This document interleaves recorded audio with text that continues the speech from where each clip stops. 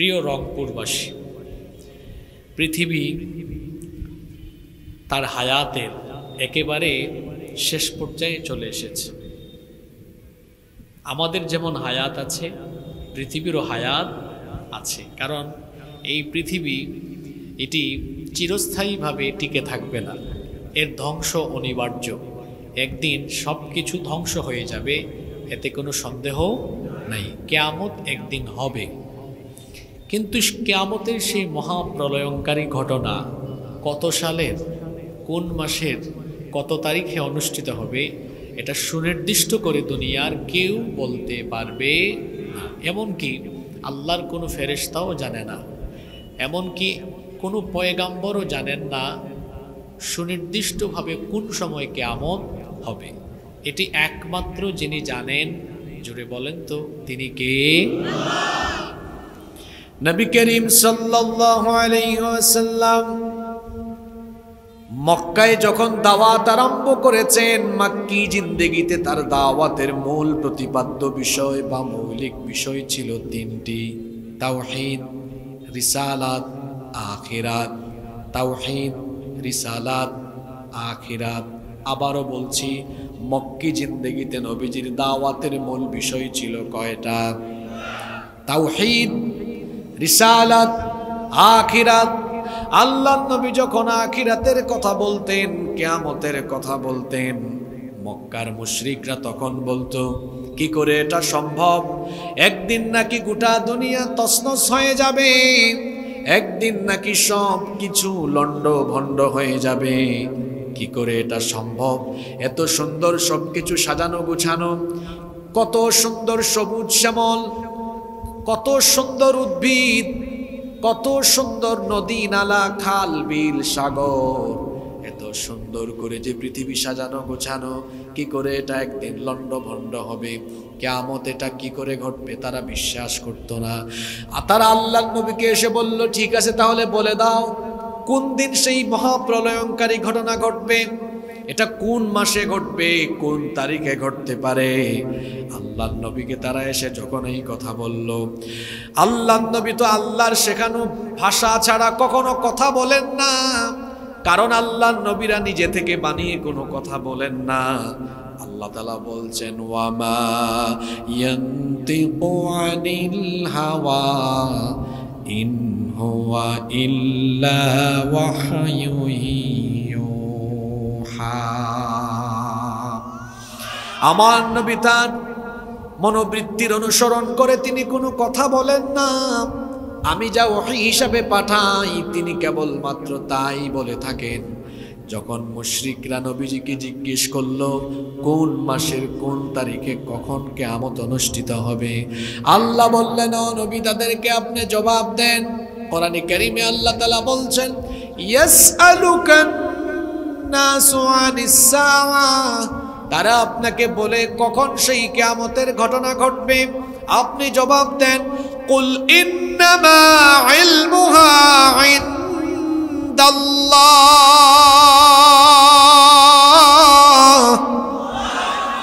আপনি বলে দেন কিয়ামতের সেই মহাপ্রলয়ঙ্কারী ঘটনা কখন ঘটবে, এটা একজন ছাড়া কেউ জানে না। যিনি জানেন, গলার আওয়াজ বড় করে বলেন, তিনি কে? তিনি ছাড়া কেউ জানে না কিয়ামত কোন দিন হবে। আমরা কি কেউ জানি? আমরা কি বলতে পারবো 2040 সালে, 2050 সালে কিয়ামত হয়ে যাবে? এমন করে সুনির্দিষ্ট কথা পৃথিবীর কেউ বলতে পারবে? তবে তবে মুহাম্মাদুর রাসূলুল্লাহ সাল্লাল্লাহু আলাইহি ওয়াসাল্লাম তিনি বলেছেন, আমি তোমাদেরকে কিয়ামতের আলামত বলে দিতে পারবো।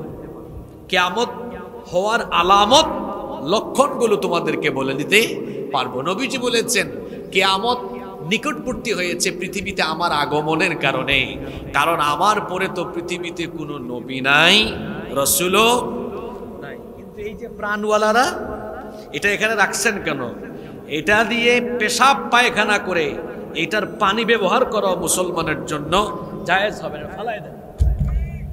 এটা কাদিয়ানীদের পণ্য, কাদিয়ানীদের কোনো পণ্য ব্যবহার করা যাবে। এই যে খুতবার সময় এক ভাই এখানে রাখছিল, এই জন্য আমি এটা রাগ করে নিচে রাখছিলাম, এবার ফালাই দিলাম। এটা ফালাই দিবেন, এটা পান তো করবেনই না, পেশাব পায়খানা করে এই পানি খরচ করাও যাবে। এরা কাফির, এদেরকে যারা কাফির বলে না এরাও কাফির। কাদিয়ানীদের সাথে আমাদের কোনো সম্পর্ক, তারা এই দেশে বসবাস করবে, থাকবে, কোনো অসুবিধা নাই, কিন্তু অমুসলিম পরিচয়ে থাকতে হবে। মুসলমানের পরিচয় দিয়ে তারা থাকতে পারবে। আমি যেখানে ছিলাম সেখানে চলে যাচ্ছি। নবীজি বলেছেন আমার আগমন হওয়ায় কিয়ামত কাছে চলে এসেছে। নবীজি বলেছেন আনা ওয়াসসাআতু কাহাতাইনি। শুনেন কি শব্দ চয়ন করেছেন নবীজি, আনা ওয়াসসাআতু কাহাতাইনি ওয়াদাম্মা সাব্বাবাতি ওয়াল ওয়াসতা। এই দুইটা আঙ্গুল সাহাবীদেরকে দেখায় নবীজি বললেন এই দুই আঙ্গুলে যেমন কোনো ব্যবধান নেই, আমার আগমন আর কিয়ামত নিকটবর্তী হওয়ায় তেমন একটা তফাৎ নাই। আল্লাহু আকবার। তাহলে শেষ নবীর আগমন হয়ে গিয়েছে, মানে কিয়ামত কাছাকাছি চলে এসেছে। কিয়ামতের আগে কিছু লক্ষণ দেখা দিবে।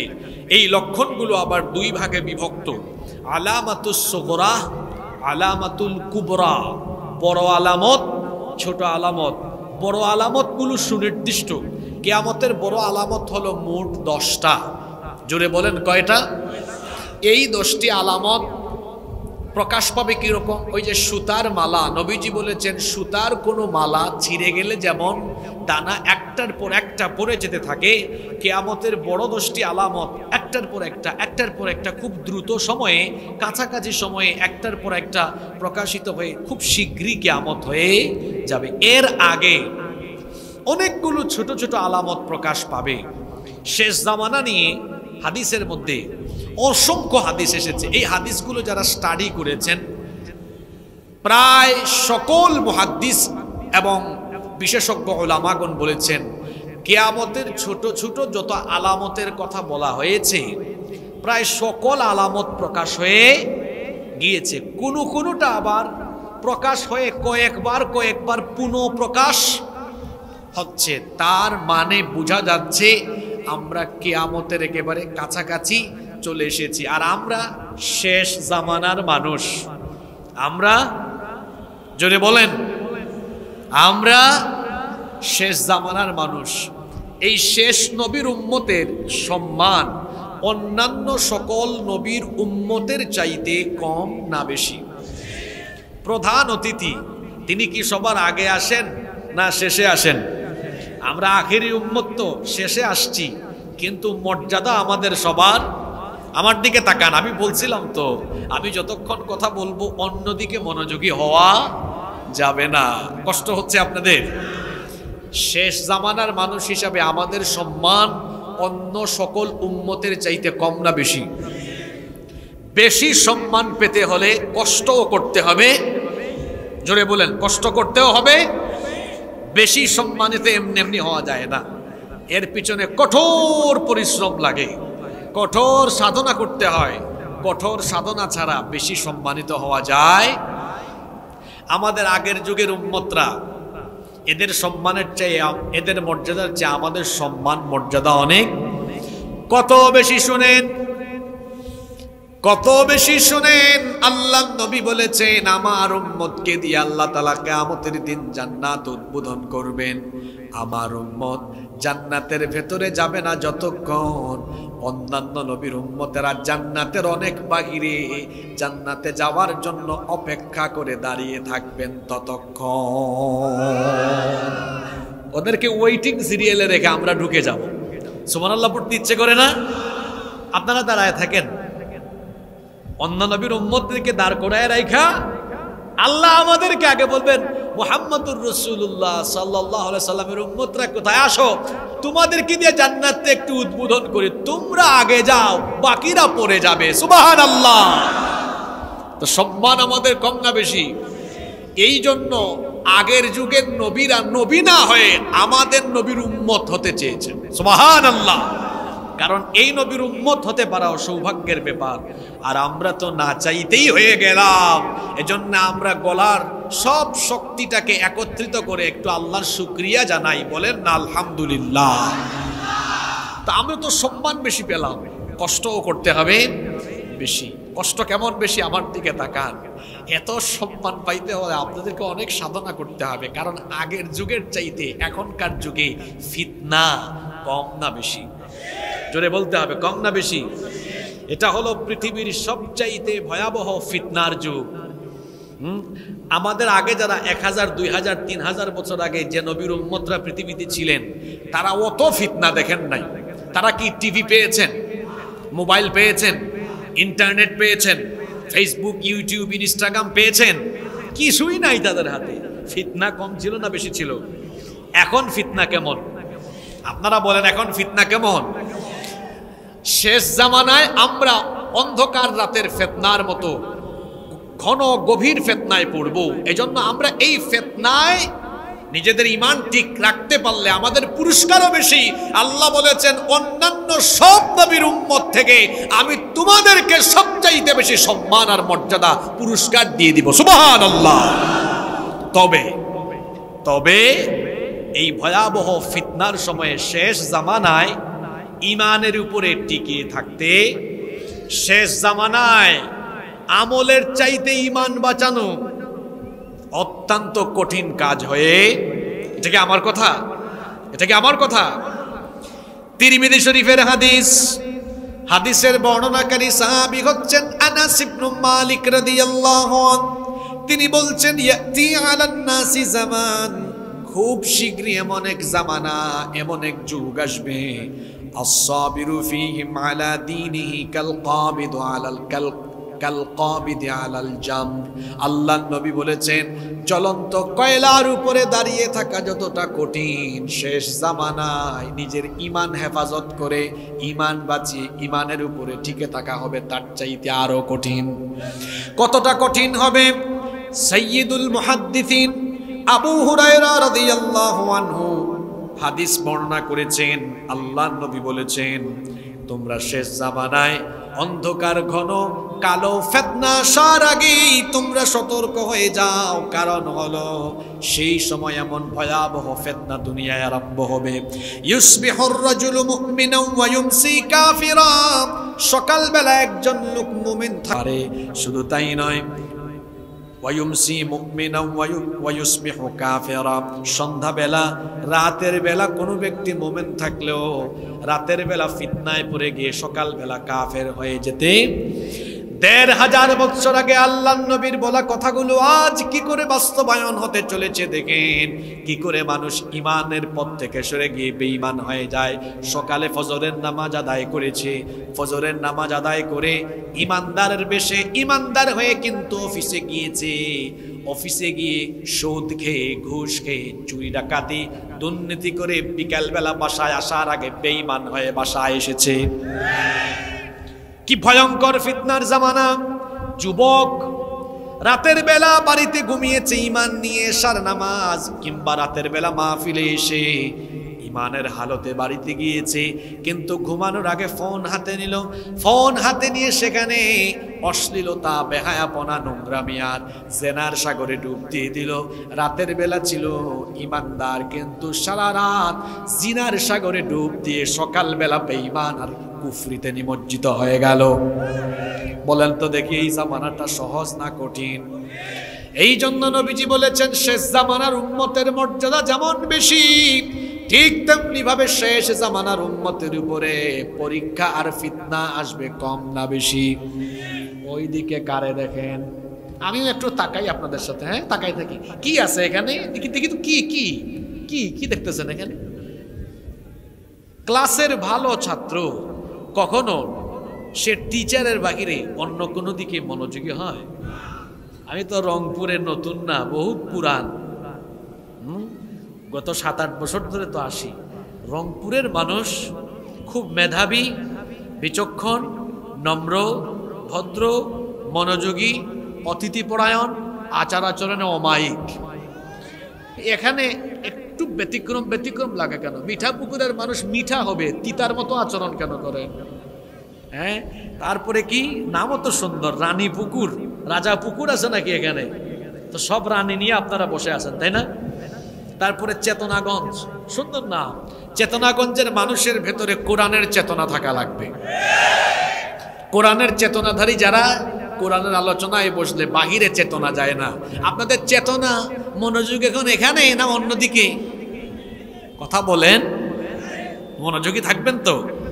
তো কত গুরুত্বপূর্ণ কথা চলে যাচ্ছে, সময় তো এমনি চলে যায়, এটাকে বেঁধে রাখা যায় না। এর মধ্যে আবার মাঝখান দিয়ে ডিস্টার্ব করেন কেন? সম্মানিত উপস্থিতি, বলছিলাম শেষ জামানার উম্মতের পুরস্কারও বেশি, পরীক্ষা আর ফিতনায় পড়ার সম্ভাবনাও। শেষ জামানার মানুষ আমরা, ইমান বাঁচানো অনেক কঠিন, সাংঘাতিক কঠিন। ডানেও ফিতনা, বামেও ফিতনা, সামনেও ফিতনা, পিছনেও ফিতনা। এ যেন ফিতনার জেলখানায় আমরা বন্দী হয়ে গিয়েছি। ভয়াবহ এই ফিতনা থেকে আজ নিজের ইমানকে সেফ রাখা, এটি হচ্ছে একটি ভয়াবহ চ্যালেঞ্জ। এই দুরূহ চ্যালেঞ্জ মোকাবেলার জন্য আমাদের সকলকে ইমানের সম্বল নিয়ে প্রস্তুত থাকতে হবে। কত সাংঘাতিক জামানা, শেষ জামানায় কোন কোন ফিতনা আসবে, আর এই ফিতনা থেকে নিজেকে কেমনে বাঁচাবো। কত দয়া করেছেন আমাদের নবী, তিনি সব কিছু আল্লাহর নির্দেশে আমাদেরকে জানিয়ে গিয়েছেন যেন আমরা সতর্ক হয়ে যাই। আলহামদুলিল্লাহ। তাহলে আমরা সতর্ক হওয়ার দরকার আছে না নাই? কেমন ফিতনা আসবে শোনেন। আল্লাহর নবী বলেছেন, শেষ জামানায় সৎ যোগ্যতা সম্পন্ন আমানতদার নেতৃত্বের বিপরীতে দেখা যাবে সেখানে অযোগ্য অপদার্থ নেতৃত্ব গোটা দুনিয়ায় চলমান হয়ে যাবে। এখন বলেন তো, গোটা দুনিয়ার বেশিরভাগ জায়গায় অসৎ নেতৃত্ব, অযোগ্য নেতৃত্বের সংখ্যা কম না বেশি? আল্লাহর নবী বলেছেন, আ'আযাকাল্লাহু মিন ইমারাতিস সুফাহা, মূর্খ এবং নির্বোধ লোকদের নেতৃত্ব থেকে আমি তোমাদের জন্য আল্লাহর কাছে পানা চাই।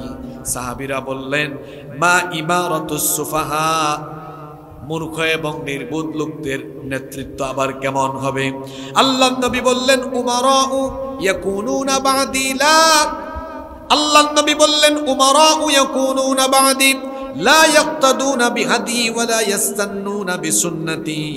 আল্লাহর নবী বলেছেন, আমার পরে পৃথিবীতে এমন শাসক দল বের হবে যারা আমার দেখানো তরিকা, আমার দেখানো পথ, আমার দেখানো রীতিনীতি তরিকা বাদ দিয়ে তারা নিজেদের বানানো কিংবা শয়তানের দেখানো পথ মত আর রীতিনীতি গ্রহণ করে নিবে। ফামান সাদ্দাকাহুম বিকাদিবিহিম ওয়া আ'আনাহুম আলা যুলমিহিম, যারা ওই মূর্খ, নির্বোধ, অযোগ্য, অপদার্থ শাসকদের নেতৃত্বকে সাপোর্ট দিবে, সমর্থন করবে, সত্যায়িত করবে এবং তাদেরকে জুলুমে যারা সহযোগিতা করবে, আল্লাহর নবী বলেছেন, ফাউলাইকা লাইসু মিন্নি ওয়া লাস্তা মিনহুম, তারা আমার উম্মত নয়, আমিও তাদের কেউ নই। কি ডেঞ্জারাস কথা! তারা আমার কেউ না, আমিও তাদের। এরা কারা? অযোগ্য, অপদার্থ লোকদের নেতৃত্ব যারা গ্রহণ করবে, এদের সাথে যারা চলাফেরা করবে। এত দূরে যাওয়া লাগবে না। এই দেশে কি হচ্ছে, এই দেশে কি হচ্ছে? গত 15 বছর তো আমরা কত রং ঢং দেখলাম। আমরা দেখলাম খেলোয়াড়, গায়ক, গায়িকা, নায়ক, নায়িকা, তারা দেখা যায় রাষ্ট্রীয় পদে থাকে। এখন আবার শহীদ আবু সাঈদ, শহীদ মুগ্ধ সহ অসংখ্য শহীদের রক্তের বিনিময়ে আমরা ফেসিবাদ মুক্ত একটি বাংলাদেশ পেলাম। এখন আবার শহীদদের রক্তের উপরে দাঁড়িয়ে এখনো দেখা যাচ্ছে অযোগ্য, অপদার্থ লোকদেরকে, প্রথম আলো, ডেইলি স্টারের পণ্য যারা, এদেরকে আবার এই জাতির ঘাড়ে চাপিয়ে দেওয়া হচ্ছে। সাংঘাতিক অবস্থা। ভবিষ্যৎ তো ভালো দেখা যাচ্ছে না, ভবিষ্যৎ ভালো দেখা যাচ্ছে না। এক ভয়াবহ পরিস্থিতির সম্মুখীন হতে যাচ্ছি আমরা। আপনারা তো শহীদ আবু সাঈদের এলাকার মানুষ। এই নতুন বাংলাদেশের জন্য প্রেরণা পথ দেখিয়েছে কিন্তু রংপুরের সন্তান আবু সাঈদ। আপনাদেরকে এগিয়ে আসতে হবে। এই যে এই বাংলাদেশের এই কঠিন সংকটকালীন মুহূর্তে রংপুরের মানুষকে আবু সাঈদের মতো সাহসী ভূমিকায় অবতীর্ণ হয়ে এই নতুন বাংলাদেশ বিনির্মাণে অবদান রাখতে হবে। আমরা বহু পথমত, বহু নেতা খেতা দেখে ফেলেছি। এখন আমরা সবকিছু বাদ দিয়ে রাসূলের তরিকায় গিয়ে আল্লাহর কোরআনের রাজ এই বাংলাদেশে কায়েম করব ইনশাআল্লাহ। আল্লাহ আমাদেরকে তৌফিক দান করেন। কি ভয়ঙ্কর পরিস্থিতি! আল্লাহর নবী বলেছেন, আমার যুগ তো নবুয়তের যুগ, আমার যুগ কোরআনের যুগ। এই যুগে কোনো দুঃখ মানুষের থাকবে না, কষ্ট থাকবে না। কিন্তু আমার পরে কি কি হবে সেগুলো নবীজি বলে দিয়েছেন। আল্লাহর নবী বলেছেন, ইন্না হাদাল আমরা বাদাআ নবুওয়াতান ওয়া রাহমা, নিশ্চয়ই আমার এই যুগের সূচনা বা ইসলামের সূচনা হয়েছে নবুয়ত দিয়ে। নবুয়তের যুগ হলো রহমতের যুগ। সুম্মা ইয়াকুনু খিলাফাতান ওয়া রাহমা, আল্লাহ নবী বললেন, আমি দুনিয়া থেকে যাওয়ার পরে আসবে খিলাফতের যুগ। খিলাফতের যুগ হলো রহমতের যুগ।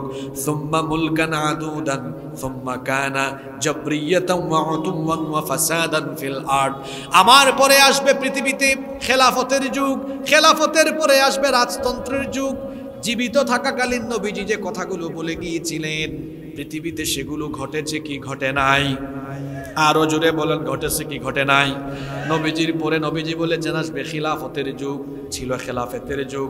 নবীজি বলেছেন খেলাফতের যুগের অবসান ঘটবে, আসবে মুলুকিয়ত, আসবে রাজতন্ত্রের যুগ। এরপরে আসলো রাজতন্ত্রের যুগ।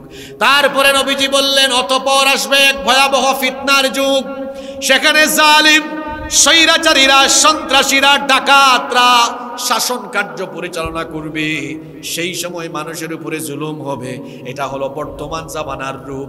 আল্লাহর নবী ১৫০০ বছর আগে যে কথাগুলো বলে গিয়েছেন আজকের যুগের সাথে কথাগুলোর মিল আছে না নাই?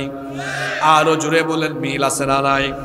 আল্লাহর নবী বলেছেন গোটা পৃথিবীতে ফিতনা, ফাসাদ, বিশৃঙ্খলা, অন্যায়, খুন, রাহাজানি, লুণ্ঠন, লুটতরাজ, জুলুম, বেবিচার, অশ্লীলতা, বেহায়াপনা, নোংরামি, এক কথায় অন্যায়, অনাচার, পাপাচার, এই সব কিছুতে গোটা সমাজ পরিপূর্ণ হয়ে যাবে। কিন্তু এই অন্যায়, পাপাচার, দুরাচারে পরিপূর্ণ সমাজে ইমানদারদেরকে ইমানের পথে চলতে যতই ফিতনা আসুক না কেন, এই ফিতনার সময়ে ভয়াবহ ফিতনার সম্মুখীন হয়েও ইমান হারা হওয়া যাবে না। ইমানের পথে টিকে থাকা লাগবে। কারণ একজন মুমিনের সবচাইতে বড় সম্বলের নাম হলো, আরো জোরে বলেন, মুমিনের জীবনের সবচেয়ে বড় পাথেয়, সবচাইতে বড় সম্বল হলো ঈমান। কারণ ঈমান না থাকলে পরে জান্নাতের ফয়সালা হবে না। এই জন্য একজন ঈমানদার তার জীবনের গুরুত্বপূর্ণ সম্পদ, এই ঈমানের জন্য প্রয়োজনে সে মরতে পারে, তারপরেও সে ঈমান হারা হতে পারে না। ঈমানের পথে থাকতে গিয়ে ঈমানদার প্রয়োজনে জীবন দিয়ে শহীদ হবে, তারপরেও সে ঈমানের পথ থেকে বিচ্যুত হবে। ফিতনার যুগ আসবে, জুলুমের যুগ আসবে। এটা ১৫০০ বছর আগে বলে গিয়েছেন মুহাম্মদুর রাসূলুল্লাহ, বলেন সাল্লাল্লাহু আলাইহি ওয়াসাল্লাম। এখন আসেন তো কি কি ফিতনা হবে, আল্লাহর নবীর বলা কথাগুলো মিলায় নেই আমাদের সমাজের সাথে, দেখি কতটা মিলে। আল্লাহর নবী বলেছেন সায়াতি আলা উম্মতি জামান, খুব শীঘ্রই এমন এক জামানা আসবে ইয়াকসুরু ফীহিল কুররা, কোরআনের কারির সংখ্যা বেড়ে যাবে, তেলাওয়াতকারীর সংখ্যা বাড়বে, কোরআন পাঠকের সংখ্যা বাড়বে, এরা শুধু কোরআন পড়বে। ওয়ায়াকিল্লুল ফুকাহা, কিন্তু ফকিহের সংখ্যা কমে যাবে, কোরআন বুঝে এমন মানুষের সংখ্যা কমে যাবে। ওয়ায়ুকবাদুল ইলম, এইভাবে করে ইলম উঠায় না হবে। আজকে দেখেন নবীজি যেটা বলেছেন সেটাই হয়েছে। আল্লাহর নবীর জামানায় সাহাবীরা কোরআনের যে আয়াত পড়তেন সেটা তারা নিজেরা বুঝতেন, কি পড়েন তারা বুঝতেন। কিন্তু আজকের এই জামানায় বাংলাদেশ নিয়ে যদি আমি কথা বলি, ৯০% মুসলমানের মধ্যে ৮৯.৫% মুসলমান হবে এমন যারা কোরআন পড়ে কিন্তু কোরআন বুঝে না। কত শতাংশ বললাম? ৯০ এর মধ্যে ৮৯ এটাও ভুল হতে পারে, আরো বেশি হবে। আমার তো সম্ভাবনা ৮৯.৯ হতে পারে। কয়জন মানুষ আছে সূরা ফাতিহার অর্থ বুঝে? এটা হলো মুসলমানদের অধপতনের একটি কারণ। মুসলমানরা কোরআন থেকে দূরে সরে গিয়েছে। আমাদের পূর্বপুরুষরা গোটা পৃথিবীকে তারা বীরত্বের সাথে নেতৃত্ব দিয়েছেন। কেন? কোরআনকে তারা আঁকড়ে ধরেছেন, এটিকে তারা তাদের জীবন পরিচালনার চূড়ান্ত সংবিধান হিসাবে গ্রহণ করে নিয়েছিলেন। কোরআনের কাছে থাকার কারণে গোটা পৃথিবী তারা এলাকার পর এলাকা, দেশের পর দেশ তারা জয় করেছেন। তাদের সামনে কেউ সাহস করে দাঁড়াতে পারে নাই। আল্লাহু আকবার। এরপরে মুসলমানরা যখন অমুসলিমদের পশ্চিমা দুনিয়ার খপ্পরে পড়ে কোরআন থেকে ধীরে ধীরে ধীরে ধীরে সরে গেল, এটা 1-2 বছরে সরে যায় নাই, এটা একটা লম্বা সময়ের গভীরতম ষড়যন্ত্র। এই ষড়যন্ত্র এখনো চলমান। আপনি বলবেন হুজুর ষড়যন্ত্রটা কোথায় দেখায় দেন? তাকান শিক্ষা ব্যবস্থার দিকে, সব আছে। বাংলা, ইংরেজি, গণিত, সমাজ বিজ্ঞান, ইতিহাস, অর্থনীতি, পৌরনীতি, আইসিটি সব আছে। শুধু দুষ করেছে কোরআন। কোরআন কথা বলছেন না কেন? আপনাদেরকে দ্বীনের পথ থেকে বিচ্যুত করার এটা একটা ভয়াবহ ষড়যন্ত্র চক্রান্ত। কারণ মুসলমানের সন্তানরা কোরআন পড়লে, কোরআনের পথ বুঝলে মুসলমানরা আগের মতো আবার পৃথিবীতে সাহসী হয়ে ঘুরে বেড়াবে। গোটা দুনিয়া তারা দাপটের সাথে চলবে, গোটা দুনিয়াকে তারা নেতৃত্ব দিবে। এটা অমুসলিমরা চায়, অমুসলিমরা চায়। এজন্য তারা এমন প্ল্যান পরিকল্পনা আমাদেরকে দিয়েছে, আর আমাদের মধ্য থেকে কিছু লোককে তারা টোপ হিসাবে ব্যবহার করে তাদের তৈরি করা সকল পরিকল্পনা, ষড়যন্ত্র খুব চমৎকারভাবে প্ল্যান ওয়াইজ তারা বাস্তবায়ন করে চলেছে। যার কারণে মুসলমানদের সংখ্যা এখন বেশি, মারও খায়। জোরে বলেন, মারও খায়। অতীতে অর্ধেক দুনিয়া শাসন করেছেন আমাদের এমন বীর পুরুষও ছিলেন। ওমর ইবনুল খাত্তাব রাদিয়াল্লাহু আনহু। তখন কি মুসলমানদের সংখ্যা এখনের চাইতে কম ছিল না বেশি ছিল? তো এত কম মুসলমান দিয়া কিভাবে তিনি পৃথিবী শাসন করলেন? আমরা মনে করি ভোটার বেশি হলে, ভোটার বেশি হলে, ক্ষমতা বেশি হলে শাসন করা যায় খুব বেশি। নো, এটা ভুল। এরকম হইলে তো বাংলাদেশে এখন হুজুররা চালাইতো। কারণ বাংলাদেশে আমাদের সব হুজুরদের ফ্যান ফলোয়ার একত্রিত করলে কেউ এর ধারে কাছে আসতে পারবে? একটার ইলেকশনে দাঁড় করায় দেন, 100 ভোটও পাবে না। কেন পাবে না? তাদের সামনে যারা ঠিক ঠিক ঠিক বলে চিল্লায়, এরা গরু ছাগলের মতো। ইলেকশন আসলে গরু ছাগলের দামও অনেক বেশি, এরা হাঁস মুরগের ডিমের মতো কিংবা মুরগির দামে বিক্রি হয়। ঠিক আছে কথা? আমাদের বহু হুজুরদের সমাবেশে দেখবেন লক্ষ লক্ষ মানুষ। একটু ভোটে দাঁড় করায় দেন, তাহলে বুঝা দিল সংখ্যা দিয়ে শুধু পারা যায়। সংখ্যা দিয়ে পারা গেলে এই যে কি ফারুকি একটারে বানায় দিল, কি উপদেষ্টা, তার বউ দিয়ে সে ব্যবসা করে। এই লোকটা হলো বাংলাদেশে অপসংস্কৃতি আমদানির মূল হোতা। এর বিরুদ্ধে বাংলাদেশের বেশিরভাগ মানুষ। তারপরেও সে কিভাবে থাকলো?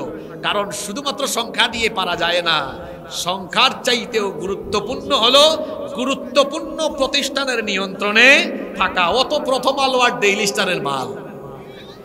প্রথম আলো আর ডেইলি স্টার যেভাবেই হোক খপ্পরে ফেলায়া বর্তমান উপদেষ্টা পরিষদকে দাঁড় করিয়ে দিয়েছে। সংখ্যা দিয়ে কখনো পৃথিবীকে নেতৃত্ব কেউ দিতে পারে নাই, দিয়েছে তাদের প্রজ্ঞা দিয়ে, জ্ঞান দিয়ে, বিচক্ষণতা আর সাহসিকতা দিয়ে। বলছিলাম ওমর রাদিয়াল্লাহু আনহুর কথা। তার সময় মুসলমানদের সংখ্যা এখনকার মতো না, বহুত কম, বহুত কম না? এত কম মানুষ দিয়ে গোটা পৃথিবী দাপিয়ে বেরিয়েছেন। ওমরের নাম শুনলেই তামাম দুনিয়ার কাফেররা থর থর করে কেঁপেছে। এটা কি শুধু সাহসিকতার গুণে? আরেকটা শক্তি আছে, এটা হলো কোরআনের শক্তি। জোরে বলতে হবে, কিসের শক্তি? আরে এটা ওহীর জ্ঞান, ওহীর জ্ঞান। এই জ্ঞানে আমাদের পূর্বপুরুষরা এই জ্ঞান অর্জন করে তারা কোরআনের জ্ঞানে গুণী হয়েছিলেন বলে গোটা পৃথিবীকে তারা জ্ঞানগত যোগ্যতা আর জ্ঞানগত যোগ্যতার কারণে, কোরআনের জ্ঞানের কারণে এসেছিল আল্লাহর তরফ থেকে অসীম সাহস। কোরআনের জ্ঞান, অসীম সাহস আর বীরত্ব দিয়ে গোটা পৃথিবী তারা কাঁপিয়েছেন, দাপিয়ে বেরিয়েছেন। এখন সংখ্যা এত বেশি, এরপরে এটা মুসলমানরা ফুটবলের মতো লাথি খায় কেন? এর একটাই কারণ, মুসলমানের সংখ্যা এখন যেমন বেশি, তেমনি কুরআন জানে না এমন সংখ্যাও। কথা ঠিক আছে? এখান থেকে আমাদের বের হয়ে আসা লাগবে না? তাহলে বোঝা গেল শেষ জামানায় উম্মত একটা ফিতনায় পড়বে। সেই ফিতনা হলো কুরআন থেকে দূরে থাকার ফিতনা। কোরআন থেকে দূরে থাকার ফিতনা। এখন আপনারা আমাকে বলেন তো, এই ফিতনায়, এই পরীক্ষায় বর্তমানে আমরা আসি না নাই? জোরে বলতে হবে, আসি না নাই? তো এই ফিতনা থেকে কি আমাদের বের হয়ে আসতে হবে না? জোরে বলেন, বের হয়ে আসতে হবে না? আসেন একটু ক্যালকুলেটর করি, কিভাবে বের হয়ে আসবো। একটু ক্যালকুলেটর বের করি, একটু হিসাব করি, তারপরে বলে দিই কিভাবে আমরা এই ফিতনা থেকে বের হতে পারবো। এই কোরআনে আয়াত আছে ৬,২৩৬টা, ৬,২৩৬টা। এখন আসেন, আমরা তো বাংলা ভাষা ছাড়া অন্য ভাষা অনেকে বুঝি না। আলেমরা তো আরবি ভাষা বুঝেন বলে তারা আরবি মূল কিতাবগুলো পড়েন। আমরা কি করব? আমরা যারা আরবি জানি না। এখন তো আলহামদুলিল্লাহ বাংলায় ট্রান্সলেট করা অনেক তাফসির বাজারে পাওয়া যাচ্ছে। তাফসির ইবনে কাসিরও আছে, এখন তাফহিমুল কোরআন আছে, মারিফুল কোরআন আছে, জিলালুল কোরআন আছে, তাফসিরে জালালাইন আছে। 5টা তাফসিরের নাম বললাম, আরো আছে। এই 5টা বললাম গ্রহণযোগ্য তাফসির, এগুলো বাংলায় পাওয়া যায়। এক সেট তাফসিরের দাম এই তাফহিমুল কোরআন হয়তো বড়জোর 2000 টাকা হতে পারে। অন্যান্য তাফসির, আপনি তাফসির ইবনে কাসির আনতে পারেন। আমি ধরলাম এরকম 2-3 সেট তাফসির ঘরের ভিতরে রাখলেন। ঘরের ভিতরে তো লক্ষ লক্ষ টাকার ফার্নিচার রেখেছেন বাবা, একটু কয়েক হাজার টাকার তাফসির রাখতে পারবেন না? পারবেন। রাখলেন, রাখার পরে নিজে এবং পরিবারের সবাই প্রতিদিন পড়বেন 10 আয়াত করে। কত আয়াত? জোরে বলেন, কয় আয়াত? পরীক্ষা আসলে পরীক্ষার একটা সাজেশন লাগবে না? সিলেবাস লাগবে না? পরীক্ষায় পাস করার একটা প্রসেস বলে দিতে হবে না? প্রসেসটা বলছি। প্রতিদিন পড়বেন কত আয়াত? 10 আয়াত। 10 আয়াত করে ডেইলি পড়লে 30 দিনে হয় কত আয়াত? 300 আয়াত। কত আয়াত হয়? 300 আয়াত। এখন কোরআনে আয়াত হচ্ছে 6,236 আয়াত। 6,236 আয়াত। প্রতিদিন যদি আপনি 10 আয়াত করে পড়েন তাহলে দেখা যাবে 623 দিন, মানে প্রায় 2 বছরে গোটা কোরআন একবার আপনার পড়া হয়ে যাবে। আরো আসতে বলেন সুবহানাল্লাহ। আপনি বলবেন হুজুর এত সুন্দর ফর্মুলা, এটা আগে তো ভাবি নাই। প্রতিদিন 10 আয়াত করে পড়লে হয়ে যায় কত? 10 আয়াত করে পড়লে কয় বছর লাগবে? আচ্ছা বাদ দেন 10 আয়াত, 5 আয়াত করে পড়েন, 4 বছর লাগুক, 5 বছর লাগুক।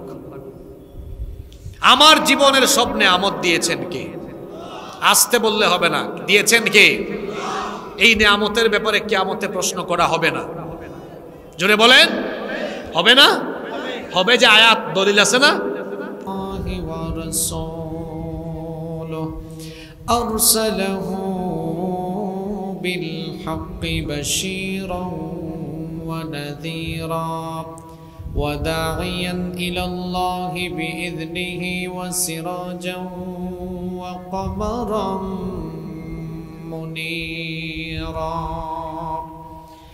أما بعد فقد قال الله تعالى في كلامه المجيد وفي فرقانه الحميد أعوذ بالله من الشيطان الرجيم بسم الله الرحمن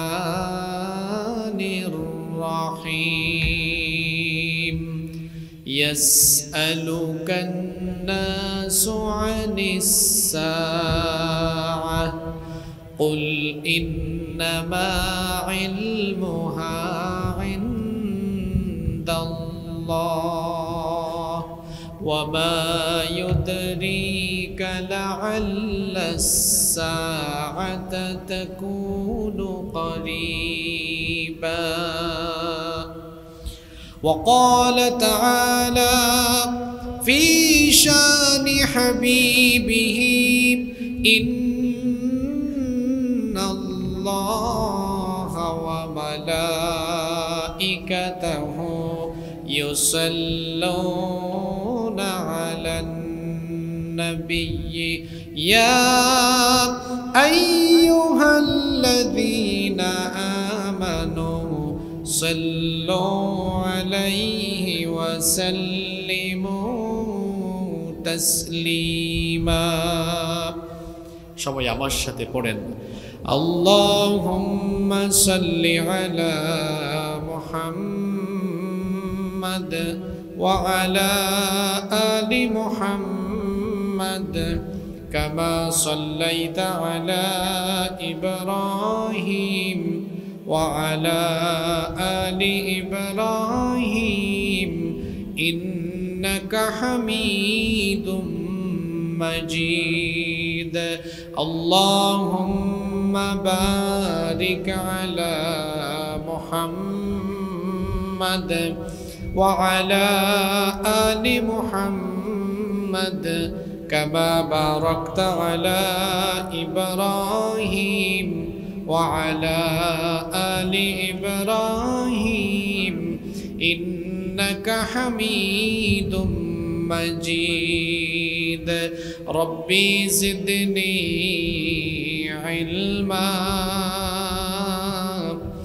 ربي زدني علما رب اشرح لي صدري ويسر لي أمري واحلل عقدة من لساني يفقه قولي سبحانك لا علم لنا إلا ما علمتنا إنك أنت العليم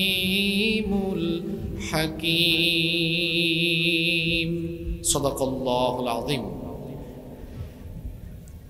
القرآن পর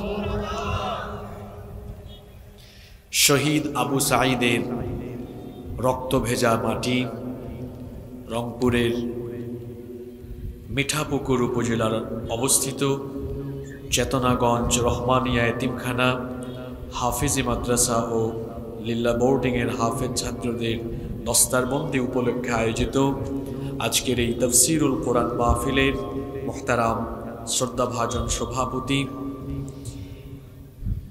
অত্র প্রতিষ্ঠানের সম্মানিত সভাপতি, এই এলাকার সর্বজন শ্রদ্ধেয় ব্যক্তিত্ব জনাব আলহাজ মোহাম্মদ মকসুদুল আলম সহসভাপতিত্ব করছেন ১ নং খোরাগাছ ইউনিয়ন পরিষদের চেয়ারম্যান জনাব মোহাম্মদ আসাদুজ্জামান।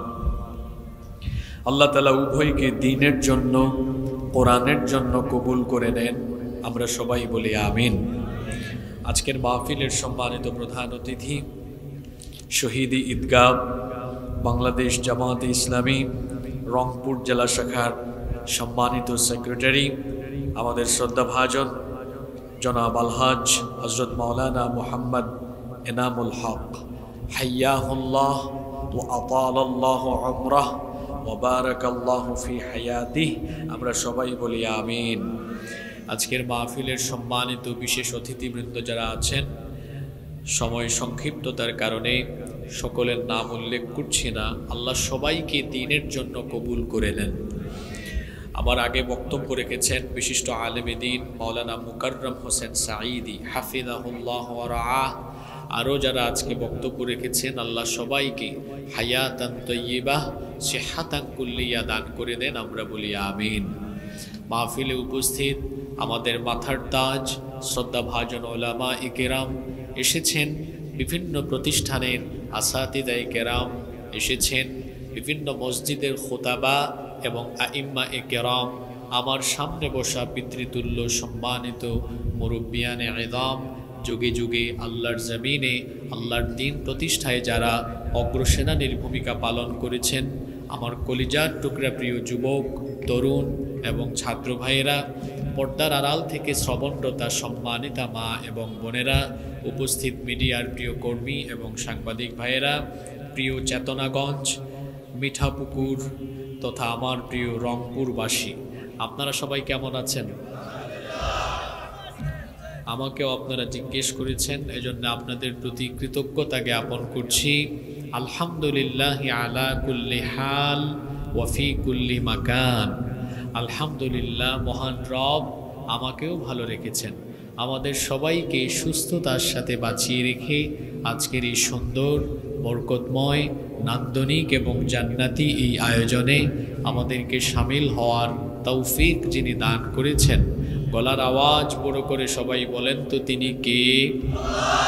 সেই মহান রবের জন্য হৃদয়ের সবটুকু ভালোবাসা, আবেগ, অনুভূতিকে উজাড় করে দিয়ে খুশি মনে প্রাণবন্ত আওয়াজে উচ্চ কণ্ঠে কালিমাতুশ শুকর আদায় করে আমরা সকলেই পড়ছি আলহামদুলিল্লাহ।